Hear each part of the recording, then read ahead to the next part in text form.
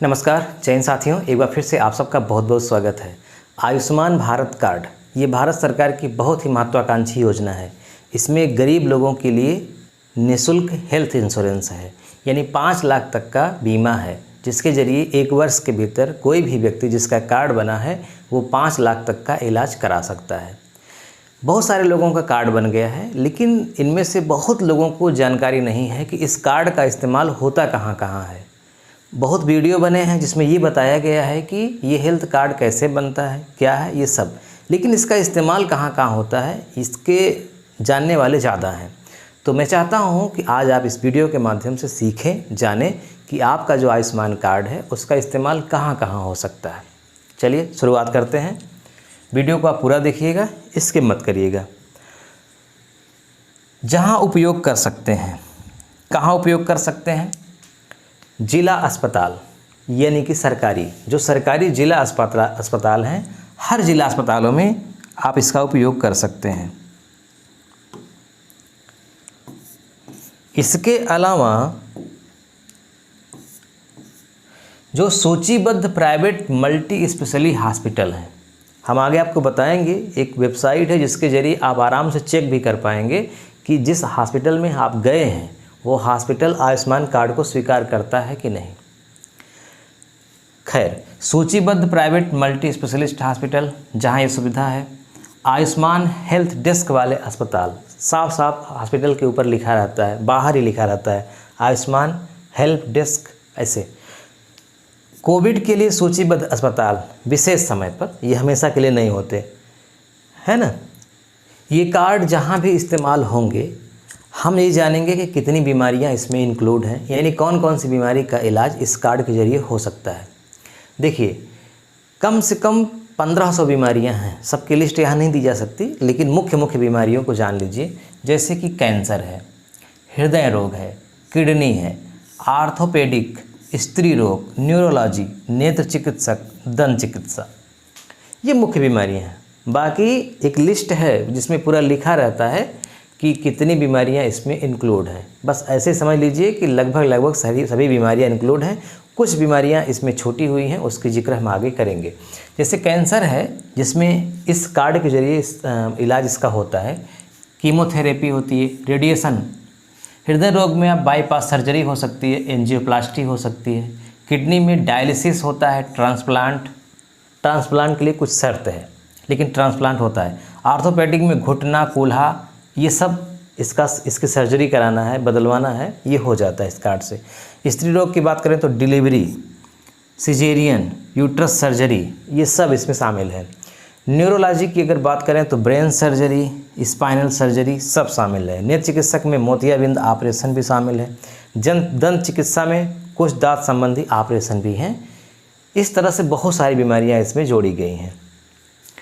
Cashless इलाज की सुविधा, यानी इस कार्ड का जब हम इस्तेमाल करते हैं तो हमें कैश नहीं मिलता कि इस कार्ड को कहीं लगा करके हम कैश ले लें फिर अस्पताल में उस कैश को दें, ऐसे नहीं होता।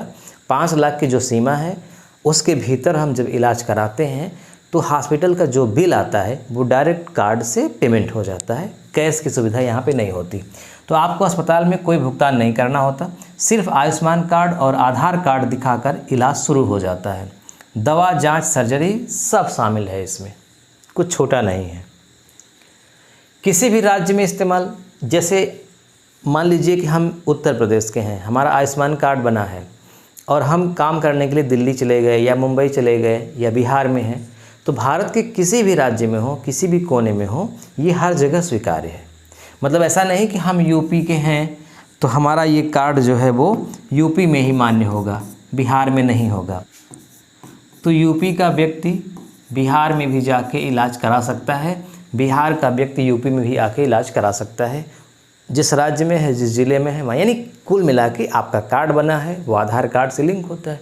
पूरे भारत में ये मान्य है, कहीं भी इलाज करा सकते हैं। अब हम बात करते हैं कि कहाँ उपयोग नहीं कर सकते, मतलब हर जगह इस कार्ड का इस्तेमाल नहीं हो सकता। कहाँ कहाँ नहीं हो सकता? जैसे नॉन इम्पेल्ड हॉस्पिटल, यानी कुछ हॉस्पिटल इस लिस्ट में नहीं हैं, जो लिस्टेड नहीं है वहाँ नहीं होगा। तो इसका सबसे आसान तरीका है कि जब हम हॉस्पिटल में जाते हैं तो वहाँ जो पूछताछ केंद्र होता है, वहीं पता चल जाएगा, वहीं पूछ लेंगे कि आयुष्मान कार्ड यहाँ मान्य है कि नहीं, वो सीधा बता देंगे। सबसे आसान तरीका अभी हम आपको बताएंगे, एक वेबसाइट, वहाँ से चेक हो जाएगा। जनरल ओपीडी, उदाहरण के लिए जैसे आप किसी हॉस्पिटल में जाते हैं तो वहाँ परमानेंट मरीज होते हैं जो भर्ती होते हैं, तो उनका इलाज तो हो रहा होता है, लेकिन जो ओपीडी आउट पेशेंट होते हैं, डिपार्टमेंट के होते हैं, बाहर वाले, वो तत्काल में उनके लिए मान्य नहीं है। यानी वो डॉक्टर को दिखाएंगे, मान लीजिए कोई रिपोर्ट दिखाएंगे, डॉक्टर ने दवा लिखा, फिर वो दवा बाहर से ले लेंगे, तो उसके लिए आयुष्मान कार्ड अलाउ नहीं है। लेकिन हाँ, अगर व्यक्ति ओपीडी वाला ही एडमिट हो जाए वहाँ पर, तो एडमिट का चार्ज प्लस उसके पहले 3 दिन पहले जो भी उसने जांच कराई है, जो भी दवा खाई है, फिर वो सब शामिल हो जाएगा उसमें। लेकिन अगर केवल ओपीडी से उसका काम चल गया है तो ये फिर उसमें शामिल नहीं है, यानी आयुष्मान कार्ड फिर वहाँ पे नहीं लगेगा, आपको खुद से पैसा देना होगा। इसके अलावा आयुष इलाज अगर है, इसमें आयुर्वेदिक बहुत सारे, आयुष में तो बहुत कुछ होता है, ये भी नहीं मान्य है। कॉस्मेटिक, जैसे कुछ लोग सर्जरी कराते हैं सुंदरता के लिए, नाक की सर्जरी, कान की सर्जरी, तो ये इसमें शामिल नहीं है। ठीक, ये सब आप अपने खर्चे से कराएंगे, मतलब ये गवर्नमेंट का जो आयुष्मान कार्ड है उसके लिए ये वैध नहीं है। कैसे पता करें कार्ड कहाँ मान्य है?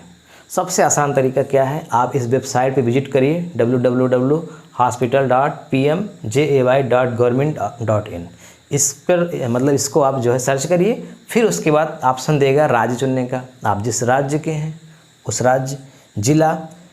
अब इसमें सूचीबद्ध अस्पतालों की सूची देख सकते हैं। उदाहरण के लिए हमें प्रयागराज का देखना है तो हम राज्य चुनेंगे यूपी, है ना, यूपी चुनेंगे, फिर उसके बाद जिला चुनेंगे प्रयागराज। तो प्रयागराज में जितने भी लिस्टेड हॉस्पिटल हैं सब का नाम आ जाएगा। तो हमें जहाँ इलाज कराना है या जहाँ के बारे में हम जानना चाह रहे हैं वो भी लिस्ट में है तो इसका मतलब वहाँ पे होता है, नहीं लिस्ट में है तो इसका मतलब वहाँ पे नहीं होता।